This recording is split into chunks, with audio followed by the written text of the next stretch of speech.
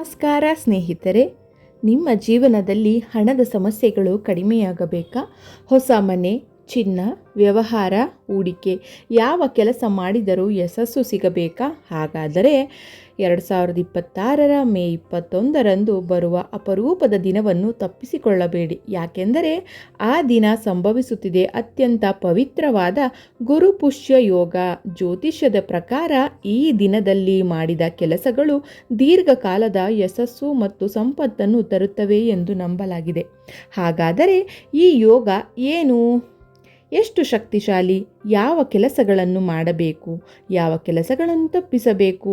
ಈ ಎಲ್ಲ ರಹಸ್ಯಗಳನ್ನು ಇಂದಿನ ವಿಡಿಯೋದಲ್ಲಿ ಸಂಪೂರ್ಣವಾಗಿ ತಿಳಿಯೋಣ. ಗುರುಪುಷ್ಯ ಯೋಗ ಎಂದರೇನು? ವೈದಿಕ ಜ್ಯೋತಿಷ್ಯದಲ್ಲಿ ಕೆಲವು ದಿನಗಳನ್ನು ಅತ್ಯಂತ ಶುಭಕರ ಎಂದು ಪರಿಗಣಿಸಲಾಗುತ್ತದೆ. ಅದರಲ್ಲೂ ಗುರುಪುಷ್ಯ ಯೋಗಕ್ಕೆ ಬಹಳ ವಿಶೇಷ ಸ್ಥಾನವಿದೆ. ಗುರುವಾರದಂದು ಪುಷ್ಯ ನಕ್ಷತ್ರ ಬಂದಾಗ ಈ ಯೋಗ ಉಂಟಾಗುತ್ತದೆ. ಗುರು ಎಂದರೆ ಬೃಹಸ್ಪತಿ ಗ್ರಹ. ಇದು ಜ್ಞಾನ, ಧರ್ಮ, ಆಶೀರ್ವಾದ ಮತ್ತು ಭಾಗ್ಯದ ಸಂಕೇತ. ಪುಷ್ಯ ನಕ್ಷತ್ರವನ್ನು ನಕ್ಷತ್ರಗಳ ರಾಜ ಎಂದು ಕರೆಯುತ್ತಾರೆ. ಈ ಎರಡೂ ಶುಭ ಶಕ್ತಿಗಳು ಒಂದಾಗುವ ಸಮಯವೇ ಪುಷ್ಯ ಯೋಗ. ಈ ದಿನದಲ್ಲಿ ಆರಂಭಿಸಿದ ಕೆಲಸಗಳು ಯಶಸ್ಸು ತರುತ್ತವೆ, ಧನ ವೃದ್ಧಿ ಮಾಡುತ್ತವೆ, ಕುಟುಂಬದಲ್ಲಿ ಸುಖ ಹೆಚ್ಚಿಸುತ್ತವೆ, ಜೀವನದಲ್ಲಿ ಸ್ಥಿರತೆ ಕೊಡುತ್ತವೆ ಎಂದು ನಂಬಲಾಗಿದೆ. 2026ರಲ್ಲಿ ಗುರುಪುಷ್ಯ ಯೋಗ ಮೇ 21ರಂದು ಗುರುವಾರ ಬರುತ್ತಿದ್ದು, ಈ ಶುಭ ಸಮಯ ಬೆಳಿಗ್ಗೆ 5:27 ಆರಂಭವಾಗಿ ಮೇ 22ರಂದು ಮುಂಜಾನೆ 2:49 ಇರುತ್ತದೆ. ಸುಮಾರು 21 ಗಂಟೆಗಳ ಕಾಲ ಈ ಮಹಾಶುಭಯೋಗ ಇರಲಿದೆ. ಈ ಸಮಯದಲ್ಲಿ ಮಾಡಿದ ಶುಭ ಕಾರ್ಯಗಳಿಗೆ ವಿಶೇಷ ಫಲ ದೊರೆಯುತ್ತದೆ ಎಂದು ಜ್ಯೋತಿಷ್ಯದಲ್ಲಿ ಹೇಳಲಾಗಿದೆ. ಗುರುಪುಷ್ಯ ಯೋಗದ ದಿನ ಚಿನ್ನ ಖರೀದಿ ಮಾಡುವುದು ಬಹಳ ಹಳೆಯ ಸಂಪ್ರದಾಯ.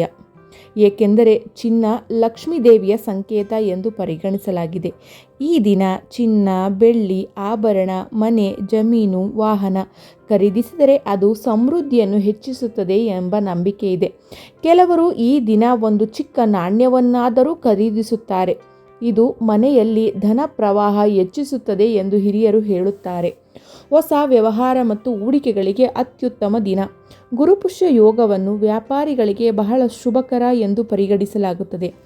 ಹೊಸ ಅಂಗಡಿ, ಕಂಪನಿ, ಸ್ಟಾರ್ಟಪ್, ಕಚೇರಿ, ಆನ್ಲೈನ್ ವ್ಯವಹಾರ ಆರಂಭಿಸಲು ಇದು ಉತ್ತಮ ಸಮಯ. ಅದೇ ರೀತಿ SIP, FD, ಮ್ಯೂಚುವಲ್ ಫಂಡ್, ಷೇರು ಮಾರುಕಟ್ಟೆ ಹೂಡಿಕೆ ಆರಂಭಿಸಲು ಈ ದಿನವನ್ನು ಆಯ್ಕೆ ಮಾಡುತ್ತಾರೆ. ಗುರುಗ್ರಹದ ಕೃಪೆಯಿಂದ ಆರ್ಥಿಕ ಸ್ಥಿರತೆ ಹೆಚ್ಚುತ್ತದೆ ಎಂದು ನಂಬಲಾಗಿದೆ. ಲಕ್ಷ್ಮೀ ಪೂಜೆಯ ವಿಶೇಷ ಮಹತ್ವ.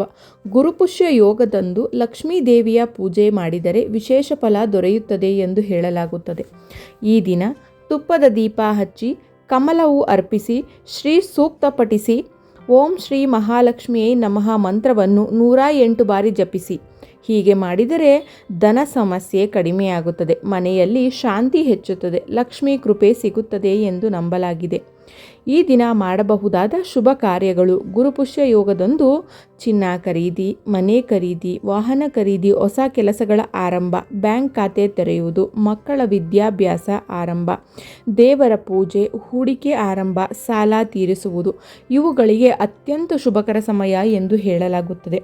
ತಪ್ಪಿಸಬೇಕಾದ ಕೆಲಸಗಳು. ಈ ದಿನ ಕೆಲವು ಕೆಲಸಗಳನ್ನು ತಪ್ಪಿಸಬೇಕು ಎಂದು ಹಿರಿಯರು ಹೇಳುತ್ತಾರೆ. ಜಗಳ, ಸುಳ್ಳು ಮಾತು, ಕೋಪ, ದೇವರ ಅವಮಾನ, ಅನಗತ್ಯ ಖರ್ಚು, ನಕಾರಾತ್ಮಕ ಚಿಂತನೆ.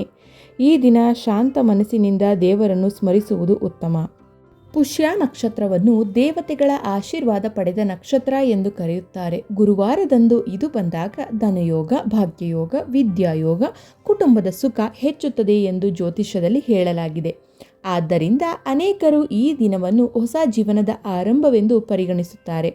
2026 ಮೇ 21ರಂದು ಬರುವ ಗುರುಪುಷ್ಯಾಮೃತ ಯೋಗವು ಅತ್ಯಂತ ಪವಿತ್ರ ಮತ್ತು ಅಪರೂಪದ ಸಮಯ. ಈ ದಿನವನ್ನು ಸಕಾರಾತ್ಮಕ ಕಾರ್ಯಗಳಿಗೆ ಬಳಸಿಕೊಂಡರೆ ಯಶಸ್ಸು, ಸಂಪತ್ತು, ಭಾಗ್ಯ, ಕುಟುಂಬದ ವೃದ್ಧಿ ಹೆಚ್ಚುತ್ತದೆ ಎಂಬ ನಂಬಿಕೆ ಇದೆ. ಈ ಮಾಹಿತಿಯನ್ನು ನಿಮ್ಮ ಕುಟುಂಬ ಮತ್ತು ಸ್ನೇಹಿತರಿಗೂ ಹಂಚಿಕೊಳ್ಳಿ.